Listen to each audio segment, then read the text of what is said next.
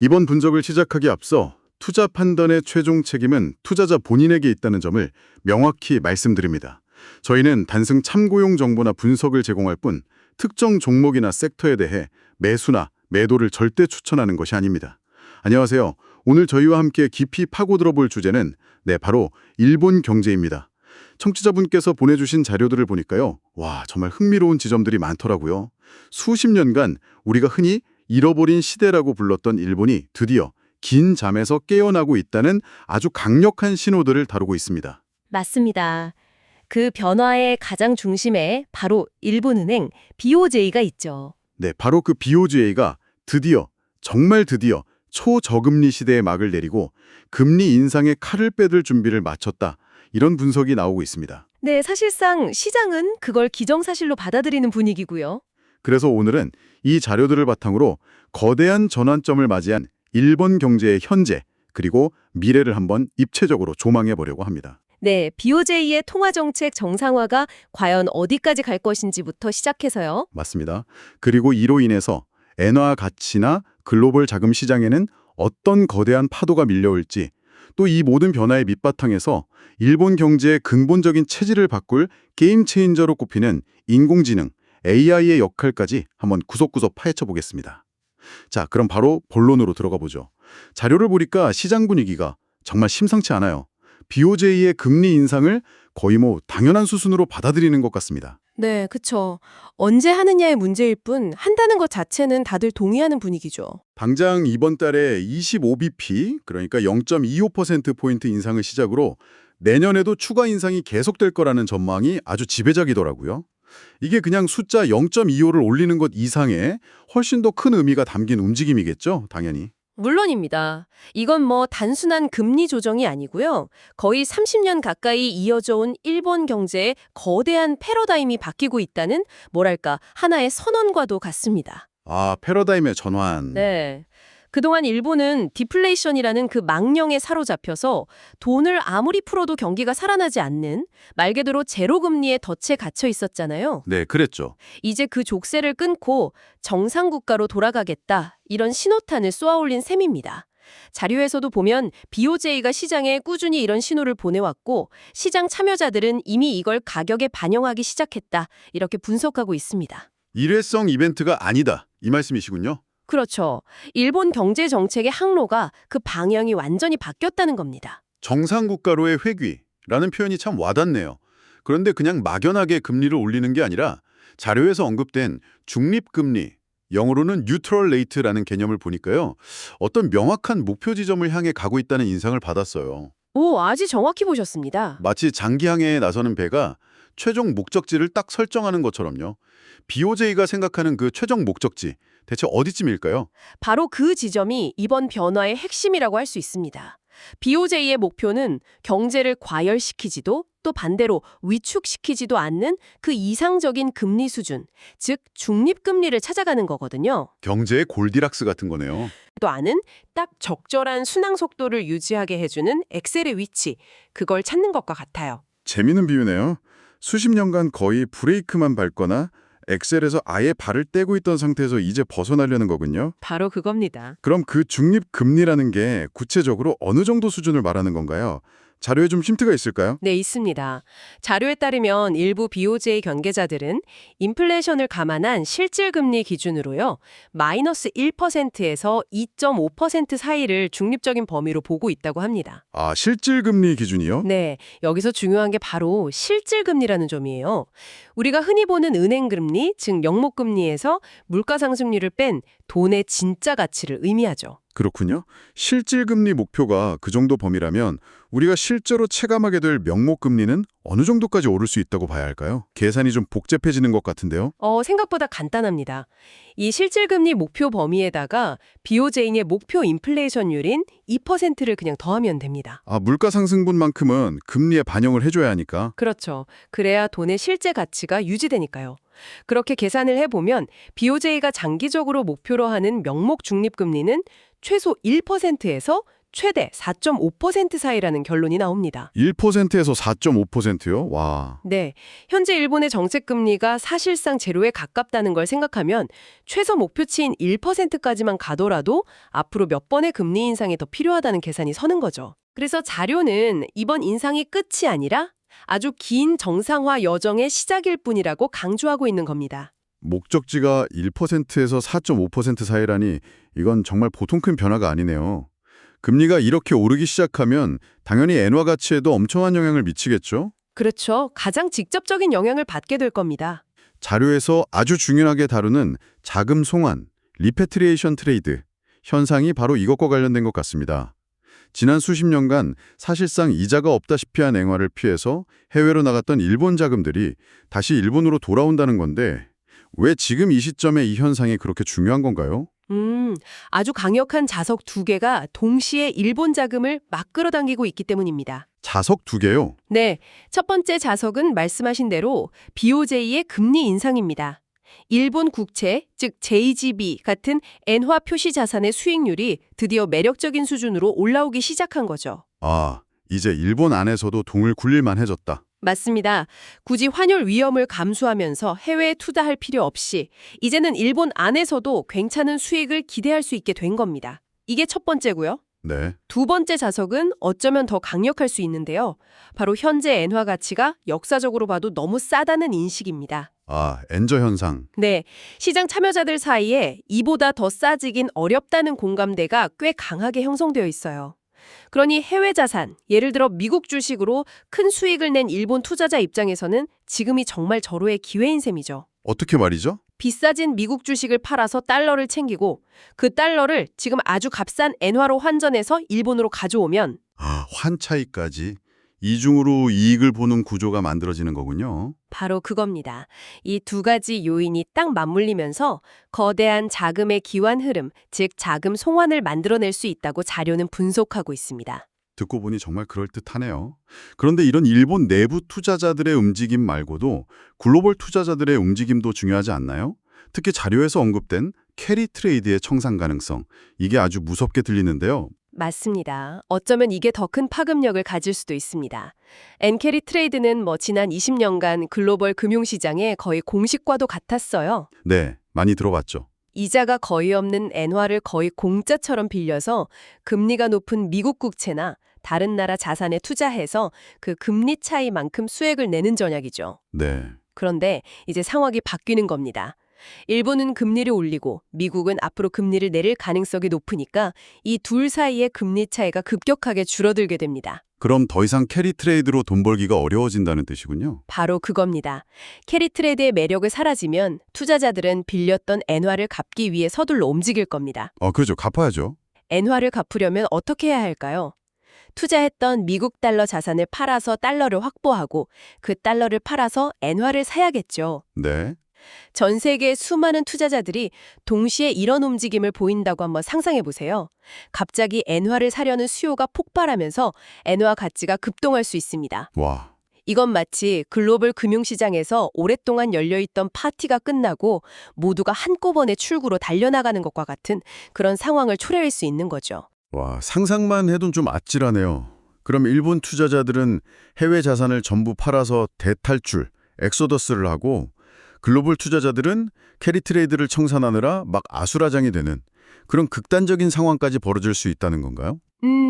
그건 글로벌 시장에 정말 엄청난 충격이 될 텐데요. 네, 그렇죠. 다행히 자료는 그렇게까지 비관적으로 보지는 않습니다. 분명 일정 수준의 자금 송환과 캐리 트레이드 총산은 일어나겠지만 이것이 전면적인 자금 이탈로 이어지지는 않을 것이라는 제한 요인도 함께 언급하고 있어요. 제한 요인이요? 네, 자금의 흐름이라는 게 오직 금리 차이 하나에만 좌우되는 건 아니기 때문이죠. 만약 미국이나 다른 신흥국의 성장 전망이 여전히 일본보다 월등히 높다면 투자자들이 굳이 모든 해외 자산을 팔고 일본으로 올인하지는 않을 거라는 합리적인 분석입니다. 그렇겠네요. 성장성을 무시할 수는 없으니까. 그렇죠. 따라서 전면적인 엑소더스보다는 점진적인 자금 흐름의 방향 전환 정도로 보는 것이 더 타당하다 이렇게 보고 있습니다. 결국은 속도의 문제인 거죠. 결국 그 속도를 결정하는 가장 중요한 변수는 미국 연방준비제도, 페드의 정책 방향이겠네요. 앞으로 미국과 일본의 금리 차이가 어떻게 될 것으로 전망하는지에 따라서 모든 게 달라질 것 같습니다. 자료에서는 어떤 시나리오들을 제시하고 있나요? 네, 맞습니다. 자료는 크게 두 가지 시나리오를 제시하면서 바로 그 속도의 중요성을 강조합니다. 두 가지 시나리오요? 첫 번째는 급격한 축소 시나리오입니다.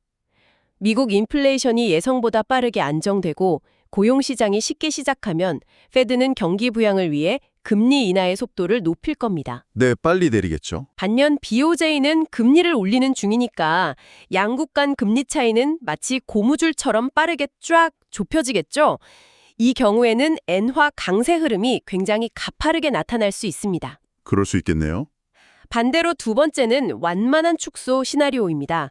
미국 경제가 생각보다 탄탄하고 인플레이션이 좀 끈적하게 유지된다면 페드는 금리 인하에 매우 신중한 태도를 보일 겁니다. 천천히 내리거나 혹은 동결하거나? 네, 금리를 내리더라도 아주 천천히 내리겠죠. 그러면 금리 차이가 줄어드는 속도도 훨씬 더뎌질 거고요. 결국 이 두 시나리오 중 어느 쪽으로 전개되느냐에 따라 달러 엔 환율의 방향과 글로벌 자금 이동의 강도가 결정될 것이라고 자료는 분석하고 있습니다. 투자자들 입장에서는 이 속도를 읽는 것이 핵심인 셈이군요. 바로 그겁니다. 알겠습니다. 그런데 여기서 한 가지 의문이 드네요. 금리 인상은 정부 입장에서는 국채 이자 부담을 늘리는 일이라 상당히 부담스러울 수 있거든요. 특히 일본은 정부 부채가 많기로 유명하잖아요. 네, GDP 대비 부채 비율이 세계 최고 수준이죠. 그런데 금리를 올리려는 BOJ와 이자 부담을 걱정하는 정부 사이에 갈등은 없을까요? 정책 공조에 삐걱거리는 소리가 들릴 수도 있을 것 같은데요. 아주 날카로운 지적이십니다. 실제로 많은 시장 참여자들이 그 부분을 우려하고 있죠.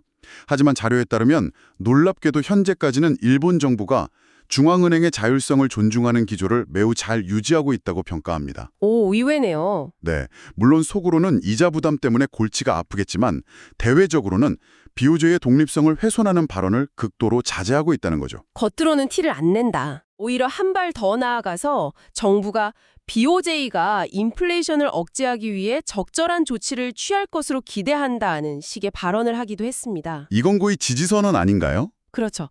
이건 뭘 의미하냐면 단기적으로 이자 부담이 좀 늘어나더라도 고질적인 디플레이션에서 벗어나고 또 고물가로 고통받는 가계의 부담을 덜어주는 것이 장기적으로는 일본 경제 전체의 이익이 된다는 그런 폭넓은 사회적 공감대가 형성되었다는 뜻입니다. 장기적인 관점에서 보는 거군요. 네.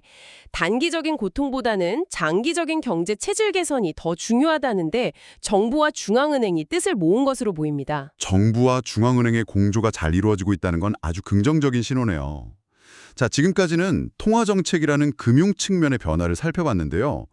이 모든 변화는 결국 일본 경제의 펀더멘탈, 그러니까 기초 체력이 뒷받침되어야 의미가 있겠죠? 물론입니다.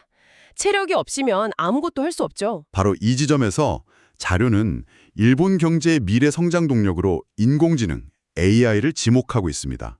사실 AI는 모든 나라가 주목하는 기술인데 왜 유독 일본에게 AI가 그토록 중요한 게임 체인저가 될 수 있다는 건가요? 그건 일본이 처한 가장 근본적이고 구조적인 문제 때문입니다. 바로 인구 감소와 그로 인한 극심한 노동력 부족이죠. 인구 문제. 네, 자료는 이 점을 아주 명확하게 지적합니다. 다른 선진국들도 물론 고령화를 겪고 있지만 일본의 상황은 훨씬 더 심각합니다. 그냥 일할 사람이 사라지고 있는 거예요. 이건 돈을 푼다고 해결될 문제가 아니잖아요. 그렇죠. 없던 사람이 갑자기 생겨나는 건 아니니까요. 바로 그겁니다. 일할 사람이 부족해서 문을 닫는 가게나 공장이 속출하는 상황에서 단순히 임금을 올리는 건 그냥 미봉책에 불과합니다. 노동력 공급 자체가 절대적으로 부족한 거죠. 그렇기 때문에 AI와 로봇, 디지털화를 통해 사람의 노동력을 대체하고 생산성 자체를 혁신적으로 끌어올리는 것은 일본에게 하면 좋은 것이 아니라 살아남기 위해 반드시 해야만 하는 것이 된 겁니다. 선택이 아닌 필수다. 네, 이런 절박함이 다른 어떤 나라보다도 일본의 AI 채택을 강력하게 추동하는 핵심 동기가 되고 있습니다. 다른 나라에게 AI가 성장의 문제라면 일본에게는 생존의 문제에 가깝습니다. 생존의 문제라는 표현이 상황의 심각성을 확 느끼게 하네요. 절박함이 혁신을 이끄는 셈이군요. 그럼 일본 기업들이 지금 생존을 위해서 AI에 막대한 투자를 시작하면 그 효과가 바로 다음 분기 실적부터 개선되고 일본 경제 전체가 성장하는 식으로 즉각 나타날 수 있을까요? 아, 그렇지는 않습니다. 자료는 바로 그 지점에서 투자자들이 가질 수 있는 섣부른 기대를 경계하고 있어요. 기술 채택의 전형적인 시차, 즉 타임 레그가 존재한다는 점을 매우 강조합니다. 시차가 존재한다? 네, AI라는 새로운 기술에 대한 대규모 투자가 실제 생산성 향상이라는 달콤한 열매를 맺기까지는 상당한 시간이 걸릴 수 있다는 거죠. 이건 마치 텃밭에 상추를 심는 게 아니라 거대한 과수원을 조성하는 것과 같습니다. 아, 비유가 돋네요. 오늘 나무를 심었다고 해서 내년에 바로 사과가 주렁주렁 열리는 게 아니잖아요. 그렇죠. 몇 년은 기다려야죠. 직원들을 교육하고 전체 업무 프로세스를 AI에 맞게 바꾸는데 몇 년의 시간이 걸릴 수 있습니다. 따라서 이것은 단기적인 성과를 기대하기보다는 일본 경제의 장기적인 잠재 성장률 자체를 끌어올리기 위한 근본적인 체질 개선 과정으로 이해해야 합니다. 지금 뿌리는 씨앗이 10년, 20년 뒤 일본 경제를 먹여 살릴 거대한 나무로 자라기까지는 인내의 시간이 필요하다. 이런 의미군요. 정확합니다. 자, 그럼 오늘 분석한 내용들을 종합해서 큰 그림을 한번 그려볼까요? 통화정책의 대전환과 AI라는 기술혁명. 이 두 가지 거대한 흐름 속에서 일본 경제는 지금 어디로 가고 있는 걸까요? 한마디로 요약하면 일본 경제는 과거와의 단절을 선언하고 완전히 새로운 길로 들어서고 있다. 이렇게 볼 수 있습니다. 과거와의 단절. 네. BOJ의 금리 인상은 수십 년간 일본을 짓눌러온 디플레이션이라는 터널에서 벗어나는 역사적인 구조적 변화의 시작점입니다. 이 과정에서 단기적으로는 엔화 강세 압력이 커지고 앞서 길게 이야기한 캐리 트레이드의 청산이나 글로벌 자금 흐름의 재편과 같은 변동성이 나타날 수 있습니다. 네, 그럴 수 있죠. 그리고 더 장기적인 관점에서는 인구 감소라는 피할 수 없는 구조적 한계를 AI를 통한 생산성 혁신으로 극복하려는 노력이 일본 경제의 미래 운명을 결정할 가장 핵심적인 동력이 될 것입니다. 아, 정리하자면 통화 정책의 정상화와 기술을 통한 생산성 혁신, 이 두 개의 거대한 엔진이 마침내 함께 돌아가기 시작한 셈이죠. 와, 정말 흥미로운 분석입니다. 통화정책 정상화와 AI 혁신이라는 두 개의 엔진이 동시에 돌아가기 시작했다. 여기서 청취자분들과 함께 생각해 볼 만한 질문을 하나 던지면서 마무리하고 싶습니다. 네, 좋습니다. 이 두 가지 거대한 흐름이 서로에게 어떤 영향을 미칠까요? 예를 들어서 만약 자료에서 언급된 것처럼 AI를 통한 생산성 향상이 장기적으로 인플레이션을 억제하는 강력한 요인이 된다면 그럼 어떻게 될까요? 아주 중요한 질문입니다. AI가 제조업, 서비스업 등 경제 전반의 효율성을 극대화해서 적은 비용으로 더 많은 것을 생산하게 만든다면 물가 상승 압력 자체가 구조적으로 낮아질 수 있겠죠? 바로 그겁니다. 그렇게 된다면 과연 BOJ가 최종적으로 목표로 하는 그 중립금리의 수준이 지금 우리가 예상하는 4.5% 같은 높은 수준이 아닐 수도 있지 않을까요?